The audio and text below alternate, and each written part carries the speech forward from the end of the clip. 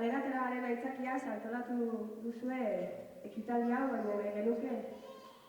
omenaldia zuek guztioi eskaini, preso politiko guztiei,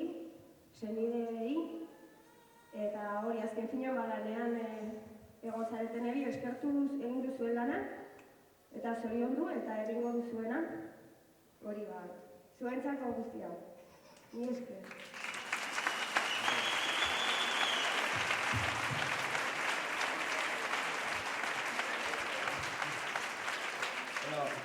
Mila esker por este ongi etorri y por todo el apoyo y el calor que mandáis ahí a la gente que está manteniéndose firme al otro lado de los muros, que hay que seguir su ejemplo, seguir luchando, que para solucionar este conflicto tienen que estar todos en la calle, que eso solo se va a conseguir con la organización y la lucha, que no podemos esperar nada del Estado español y francés, que mirando los periódicos sentados en el sofá no vamos a conseguir nada, eso, que hay que organizarse, luchar,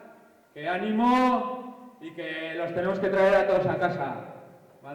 Dar un fuerte abrazo también a todos esos familiares, que esperemos que pronto tengan que dejar de recorrer cientos de kilómetros,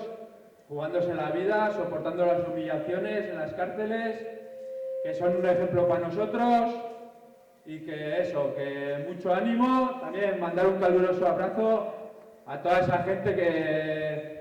que ha dado todo ahí, que sigue dándolo todo, que está lejos de sus familias, que esperemos que también estén pronto en casa, agradecerles su lucha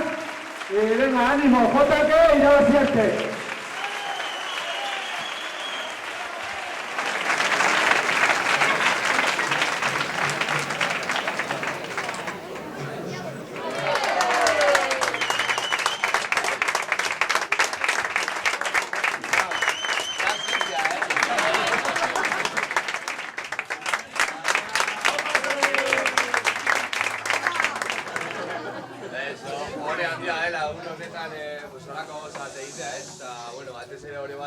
Izan dela, bai, Sabikin, bai, Oianakin eta beste guztiokin eukidudan harremana, orain dela sekulako laguntza zulona, eta izue, gaudela lan egiteko prest, berri garela, a darlo todo, como siempre.